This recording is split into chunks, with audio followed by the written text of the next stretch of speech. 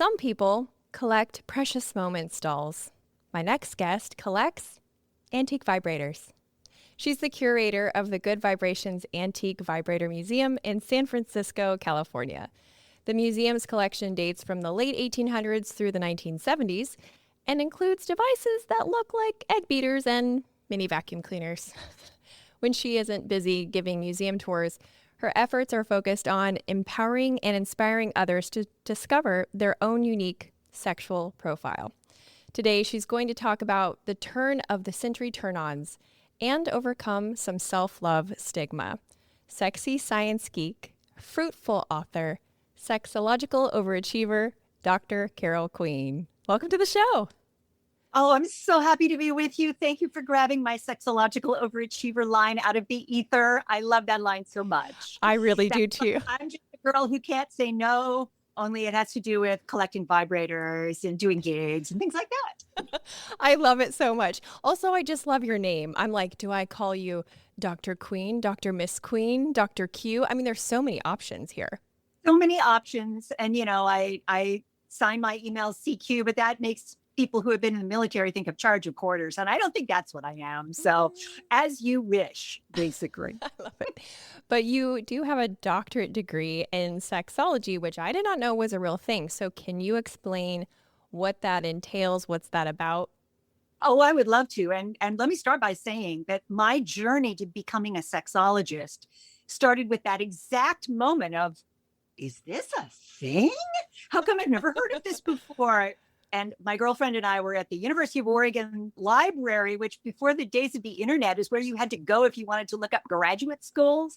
And she pushes this catalog across the table to me and says, I think this one is the one that you should attend. And I'm so there. And I was so there just a year or two later. So a sexologist is someone who studies sexuality and either teaches, does research, or does some other kind of professional work around it that requires more sort of learning and breadth than most other things related to sex do. So a sexologist would be sort of the academic and professional specialist around human sexuality. Some teach, some are clinical sexologists, which is very much like a sex therapist, only without the therapy degree on the top. It's comparable, but not the same. And some, like I do, basically make a patchwork quilt of things that interest us. Like I joked up front, I'm a girl who can't say no. And someone's like, why don't you do this thing? And I'm like, I've never done that before. Let's give it a go. It's something like some people do in bed, right? Some people, nobody's ever had to do that before. What would that be like? And then hopefully people, can make an informed decision, can negotiate a little bit, can do some enthusiastic consent, and then they may learn something. I love that so much. And I love that the museum is kind of like that perfect example of the cross section between pop culture and education, because it's a very pop culture idea to have a museum filled with vibrators.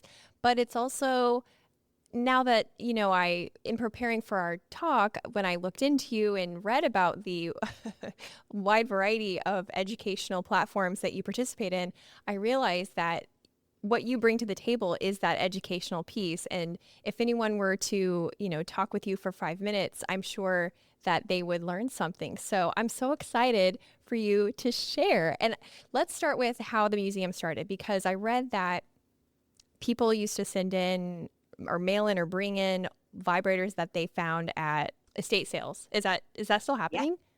Yeah. Yes, it is still happening. And I just heard from somebody 6 weeks or so ago, and they're like, is this a vibrator cleaning out my grandmother's house? I'm like, sure is. So worth anything? Like on eBay, it might be worth something. It depends on the day, right? You too can have your own collection of antique vibrators depending on the day and your wallet. And I would, just in case I sparked any like collectors out there, be really careful if you're going to plug those things in. The cords are not all good anymore. Don't burn your house down. Please be careful. So at the very beginning of Good Vibrations, Joni Blank, the founder, set up her collection of antique vibrators, about 6 of them from estate sales and flea markets. And she put a sign over the top that said Antique Vibrator Museum. It was the smallest vibrator museum in the universe. It might have been the smallest museum in the universe. It was very small, just the size of a small old bookshelf. And people flocked in to marvel at these items that they didn't know existed, because Joni wants to show the following. She wants to show that these items that she's selling to people in here now have a history. They weren't just invented a minute ago. You know, there's tools of the feminist sex revolution or whatever people thought they were. And because of that, she thought that encountering the items themselves would do the work for her. And really they did. They were part of the attraction of coming to Good Vibrations, even if there were only a few of them. And that's when people started bringing in a rolled up brown paper bag, like an old school lunch bag, putting it on the counter saying, hey, I found this, you want it? Boom, and leaving. That's amazing. Sticking around to tell us a little bit about Aunt Alice and how rad she was. And oh my goodness, I found this under Aunt Alice's bed. And you know, I just want to say right now, you might be going to ask me this, but let me just say it. We don't know if any single vibrator in the collection, with a very few exceptions, has a history as a sex toy.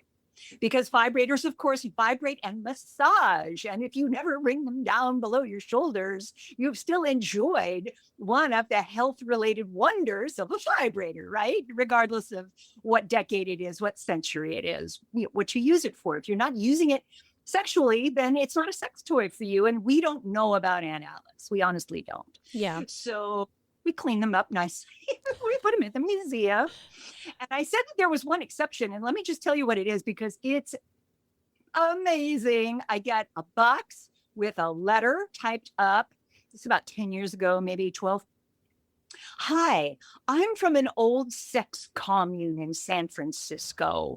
And we guys in the commune decided that we were going to build a vibrator for our old ladies. That's what we called girlfriends and wives in those days. God. Don't bring that terminology back, if you would, please. And the old ladies got a vibrator. I don't know how many old ladies there were, but they got a vibrator. That is the ugliest thing you've ever seen. It's clearly built in the back shed. Its handle, please look it up in the museum on the website, people. You're going to marvel at this. Its handle is an old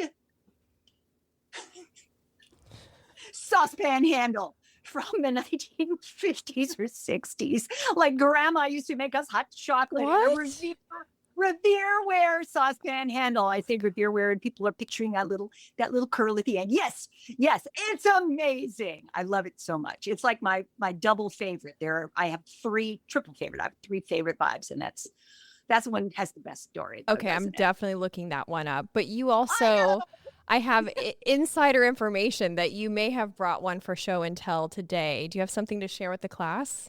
I do. And if anyone who is listening to you has already taken a look at the Vibe Museum, they will see that the oldest vibes in the museum are not even electrical at all. They are hand cranked. Now, electrical vibrators show up right after steam-powered vibrators, a technology that actually they didn't stick around with. But the earliest, like, technological vibrators, not just mechanical, because hand crank are mechanical, were steam, then electricity, once electricity was invented. And the hand crank one, some of them looked something like this. That looks like a kitchen tool. Like this. Yes. You probably could make whipped cream that grandma made in the pan that they used to make the vibrator out of. Oh my gosh. Basically an antique wood doorknob, sort of. Yeah. And it, just in case, you know, this is about the size of a wooden doorknob. It is smooth, fear not. And people look at these vibrators, these old vibrators, and they jump to a conclusion about their sexual use, which is, I'm supposed to put that where? And I just want to clarify, this is an external body device. It's not intended to fit inside anybody's body anywhere. External. Like maybe you're doing it on your shoulders, or external clitoral or external genitalia stimulation. right? If Yes. someone is using it for that purpose, because form follows function. Form follows function. Well, that's all we need to know today, folks. We can sign out. Form follows function. That's a wrap. Oh my God. When I was thinking about being an architect, which clearly I didn't go do. Okay, so Fine. so for those of you who are just listening and can't see what Carol is showing, it is a kitchen looking device with a hand crank. It's wood and metal, and the top part of it does look like a wooden doorknob with a flat surface, and it vibrates as she cranks the handle. So for other historical vibrators, as far as they are concerned, I did have a question sent in by a listener that sent me on a really fun rabbit trail, and I'd love to hear your thoughts on it. The theory is that Cleopatra made the first vibrator out of a hollowed out gourd filled with bees. Have you heard this? I have also heard that it was a papyrus box filled with bees, which, as long as the whatever glue they used to put the box together stayed glued, would have been a fabulous idea for everyone except the bees. Do I know or not whether it is historical fact? I do not know whether Okay. that is historical fact or excellent, excellent historical fiction. But it has been floating around the world of antique vibrator fans for decades now. I think I must have first heard it from Joni Blank when I started working at Good Vibes in 1990. So it's at least a 30, 40-year-old theory, if not a good deal older. And let's just, some people out there may not have ever used a vibrator. The sensation is essentially a kind of a buzz. Right? It's some vibrators would feel nothing like a papyrus box or gourd full of bees, but the vibration that the bees would generate is a vibration. So it's a variant. We have nerves that reach from our brain down our spine to our genitals that can feel. The nerves are specialized to feel vibration. And we ask ourselves, why would we have vibes? Why don't we have nurse feel vibration? I don't actually know the answer to that. Did it have to do with herds of early buffalo running across the savannah and people feeling the vibration in their body? I don't know, but it's great that they're there, because that's the real reason that people have turned to vibrators as a fun and pleasure-filled experience for genital sensation, and not just an awesome invention for your tennis elbow. So you're saying that vibrators, the reason that they have been popular throughout history, not just for genital pleasure, but for, whatever, massagers. I just know in the 50s they were like really huge. It's because that it actually provides a full body sensation, specifically by this head to toe nerve you're talking about. Right. We've got nerves that make our eyes work. We've got nerves that make our ears work. Nerves for touch, nerves for all kinds of sensation.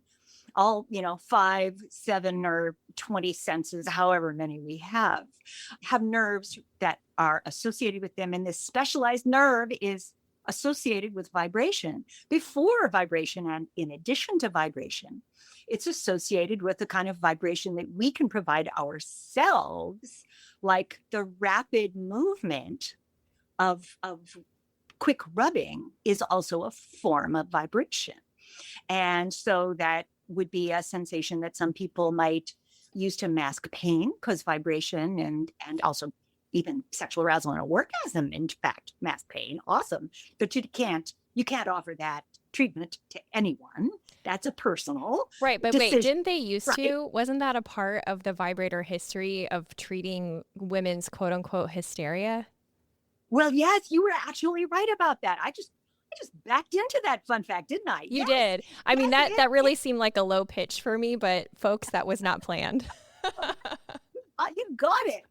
Well, let me explain that part, because that part is, wow, that part is sort of why our museum really exists, because this is the stranger than fiction backstory that we learned from one intrepid researcher, Rachel Maines, whose book is called The Technology of Orgasm. and it's about the history of vibrators. So long before vibrators had been invented as mechanical or other kind, like something you could plug in, something you could put battery in, recharge, whatever, there were doctors who worked with women on the belief system that clitoral massage to the point of hysterical paroxysms of relief, what I call an orgasm on a Saturday night, hysterical paroxysms of relief would help relieve the symptoms of hysteria, an ailment that they had believed in since the time of Galen and Hippocrates, the great Greek fathers of modern medicine. Well, Galen was Turkish, he was an immigrant, but anyway, he and all of his guys set about to try to figure things out. And he decided that what the problem with women was that our uterus would come detached and roam around the body, causing trouble wherever it went. As the great science writer Mary Roach puts it in her book, Bonk, like a badger roaming around in its den.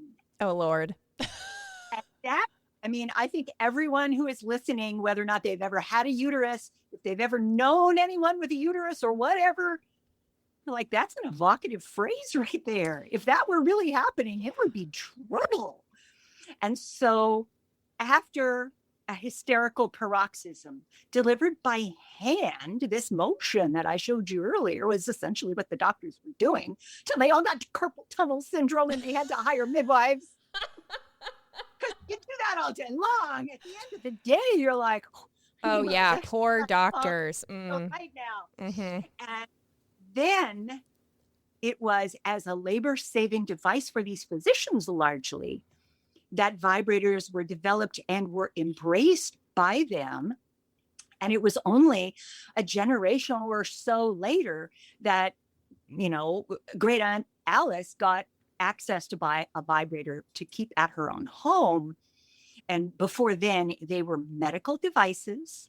And people say, oh, no, they were always sex toys. Well, maybe they were, but there also is a documented history of this kind of use throughout the medical world. So, okay, you know, a clever person will put something up against their body to try to find out if it feels nice, won't they? I mean, that's just human nature. But right. But the idea that these were developed to be sex toys primarily, there wasn't enough of an economy of purchase. Talk about supply chain problems now. They didn't have good supply chains for vibrators 150 years ago. Some people with money doubtless had them and used them for that purpose, but the doctors had this access that others didn't. So then they show up at the World's Fair around the turn of the 20th century, and all of a sudden, the people start making them a little smaller. They're portable. Some of them come in a little box, a little handle, a little velvet inside. They're fancy.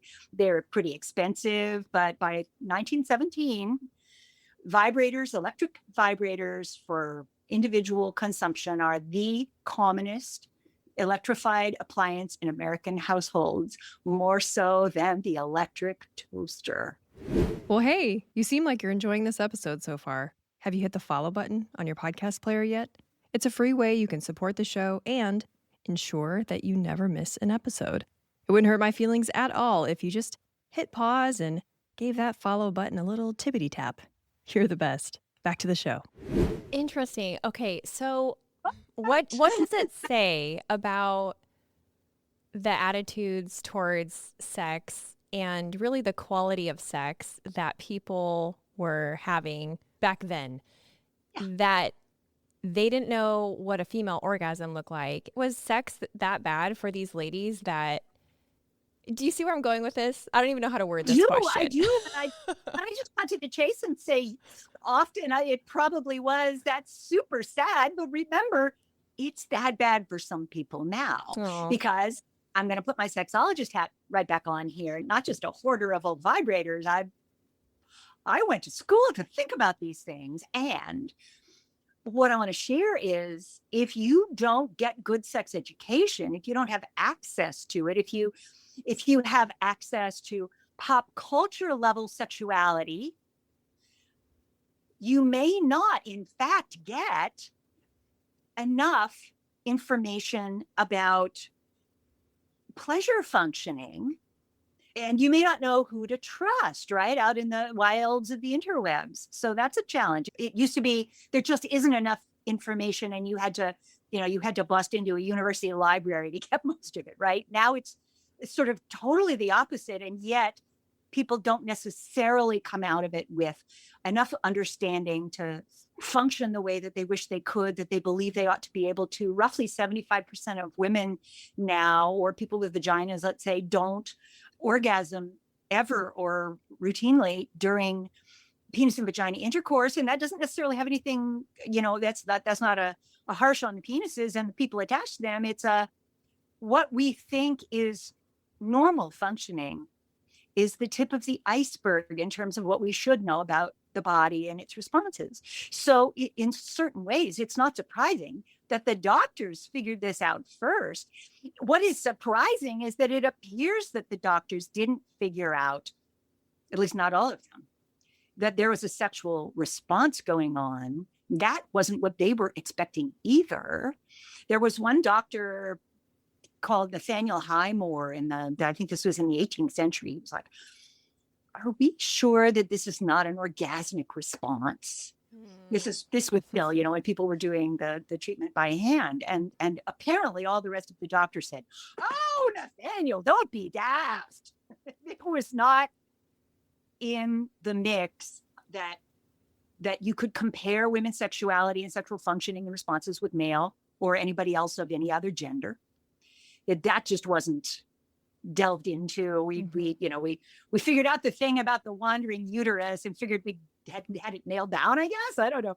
And then who got information that was this was high level information. And in certain respects, it still is. And what I think many sexologists really desire is for people to get pleasure inclusive as well as medically correct information from the get-go. Well, yeah, because it seems like both under and over information can facilitate stigma. And that's the tragic part. When there was too little information, there was a problem. And now, as you said, with so much information, you have to sift through. You have a different kind of stigma happening. So it's really confusing. And I'm curious, from your perspective, how connected are the stigmas around vibrator use and masturbation? Do you think they're completely connected? Are they related? Are they cousins? I think they're siblings. I think there is stigma around masturbation regardless of how it's done. And that stigma lives really adjacent to this normative idea that if you're going to have sex, it should be with a person, someone you love, someone you're committed to, someone you're married to, depending on who you ask, right? That's a moving target. But the underlying normativity is this is to share with someone. And if you don't, you can't get someone to do that with you. And, that's ridiculous because many people can, in fact, find people to do something with them. And they still don't necessarily have an orgasm. And vibrators are designed to stimulate without all of the other things going on that happen during partner sex, much of which is wonderful distraction. Wouldn't trade it for the world, but it's not the same activity as masturbation. It too is related, but it's not the same thing. So even that is knitted into this idea that there's a particular kind of way to be a sexual person. And of course, there are many different ways to be a sexual person. And we want them to be focused on consent and well-being and health and things like that. But that's not the message. That's not the detailed message is not what people get in sex education. And so are we surprised when they take a look at some porn to see if they could figure out how the body parts fit together and stuff like that? And it's like, wait, there are more body parts in this porn movie than you're probably going to wind up starting with when you going. You just jumped ahead in class. And also, it's not a class. Oh, yeah. Entertainment. It's like, as I always love to say, it's like a car chase movie, only that's a trained professional. And if you try to drive your car like that, tragedy could ensue. Yes, there would be an accident. Yes. Well, I love what you said about masturbation and sex are different activities. I think that is so lovely. And before we wrap up, I would love if you wouldn't mind to address some, I would say, stigmas or concerns that seem to be common around the idea of vibrators, since, you are the curator of the Vibrator Museum. Would that be okay? It would be fine. Okay, so it'll be like rapid fire-ish. So the first one is, if I use a vibrator, I'll become uninterested in my partner because I'll be addicted to the vibrator.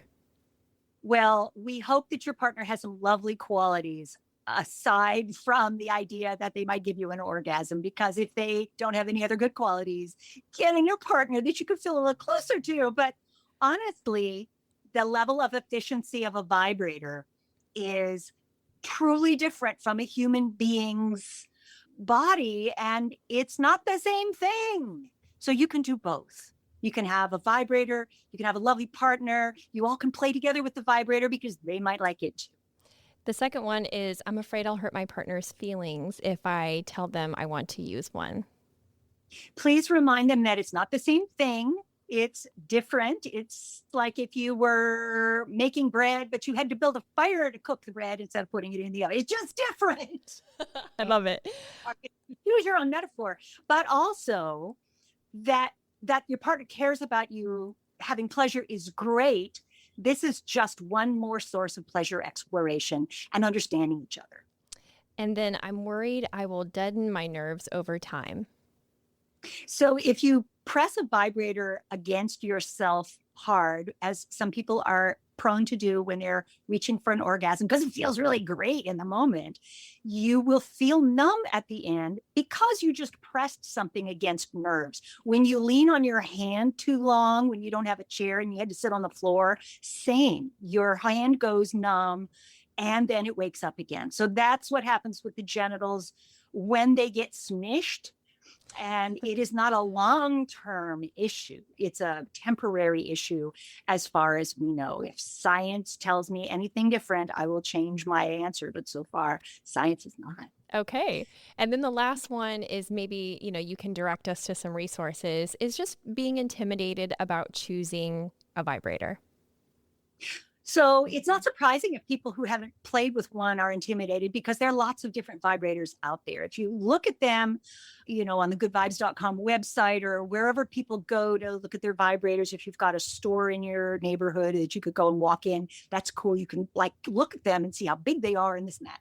But think about how you want to use it first. Is it something that you would enjoy penetration with? Then there's going to be a certain size and shape that will be one that you will enjoy better. Is it clitoral stimulations, stroking it along the penis, same nerves, basically. So maybe a different shape. Maybe the same shape would work for people of any gender configuration. So think about those things. If you can, shop someplace where you can ask questions, because the people who sell the toys, particularly if they're a store like Good Vibrations, a woman-owned store, even if they're not only selling to women, because mostly that's not the case anymore. It's everybody might want to play. But the people with the most skin in the game and experience talking about this set of issues so far in the modern history are the women who have decided to turn to selling sex toys because they want themselves and everybody else to have more pleasure in their lives. So they're a good source of this information. And the final thing that I would say about this is, if you can find some place where you can actually communicate your questions, Good Vibrations has an option to sign up with my wonderful colleague, educator Andy, and you can ask questions about the stuff. And Andy's like, oh, it sounds like these are the three things that you like the most, from a long-term knowledge base. That's great. If you've got friends that you can ask questions of, and you're, if you're Chardonnay people or whatever you are, fine, except just know that your best friend's best vibrator might not be the one that you would like. We are different in terms of what we respond to, which is why there are a bunch of different kinds of vibrators out there. I love it. That was so helpful. Okay, now that we've gotten all of our concerns out of the way, hopefully, maybe people have more, but maybe they can stay in touch with you or stay in touch with the Good Vibrations store. How can they do that? Well, goodvibes.com is where the vibrators and the wonderful educator, Andy, that I just mentioned, can be found. And there's a click the bottom button to ask me a question. I don't always get to them immediately. And if they're a question that we've heard many, many times, and many people have those kinds of questions. It might even be that somebody will scoop it up out from under me and answer it before I can even get there. It's great because you get the information sooner. I can be found on Twitter at Carol Queen. I'm on Facebook. I've got a page over there. I'm on Instagram. And gosh, I think my name is Carol Queen, Ph.D. on there, pretty sure. Good Vibes is also on Instagram and Twitter and all those things. Good Vibes Toys is what we go on social media. So there are plenty of ways to sort of vibe in. Also, speaking of vibes, I wrote a book for Good Vibrations, and you can find it on the Good Vibes site and elsewhere too. It's called The Sex and Pleasure Book, Good Vibrations Guide to Great Sex for Everyone. And it's got some of the history that we've talked about here. It's got a lot of the info about the toys. So I think people would enjoy seeing that and sort of looking at a fairly wide-ranging book about sexuality. It's like a good resource for the home, as a vibrator used to be in 1917. Oh, that's so perfect. I'll make sure to link all of that in the notes. And then if you are a fan of the show and you're already getting my emails, you'll be getting an email with all the tips that Carol talked about, plus the clickable links, kind of cliff notes and clickable links. And if you're not already on that subscription list, you can text REAL to 66866 if you're in the United States. And if you're elsewhere, you just go to my website, which is meredithforreal.com. Thank you so much, Carol. That's a wrap. So much fun. Thanks, Meredith. Thanks for listening. Since you've made it this far, you're officially invited to my private Facebook group. In there, you can easily give me direct feedback on episodes, weigh in on future topics, and participate in giveaways. Search MFR Curious Insiders on Facebook or click the link in the show notes.